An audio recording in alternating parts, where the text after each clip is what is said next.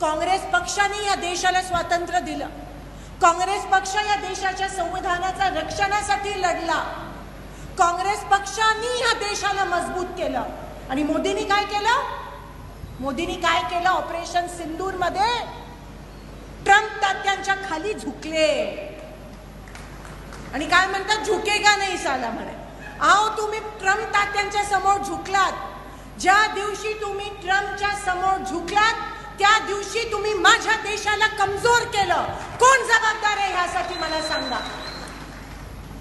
जेव्हा इंदिरा गांधी पंतप्रधान होत्या तेव्हा पाकिस्तान इंदिरा गांधी समोर सरेंडर झालेलं आणि निक्सन जे अमेरिकेचे प्रेसिडेंट होते ते इंदिरा गांधींचं ऐकले, त्यांना ऐकावं लागलं. आणि इकडे नेमकं उलटच झालं. इकडे मोठे मोठे बाण सोडतात आणि तिकडे नतमस्तक असे होतात. मी हे का सांगते तुमच्या समोर? कारण का ज्या देशासाठी आपली सेना लढली त्या सेनाला कमकुवत बनवण्याच्या मागे मोदीजी जबाबदार आहे.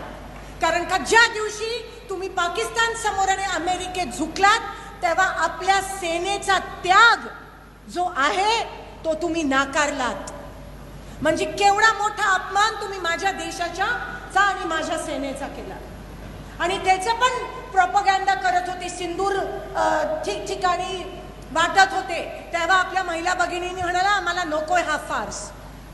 आणि आता पण सांगते, काही दिवसात जिल्हा परिषद आणि ग्रामपंचायती निवडणुकी आहेत तेव्हा पण तुमच्या समोर येतील हे सगळं घेऊन. पण तुम्ही सतर्क राहायला पाहिजे.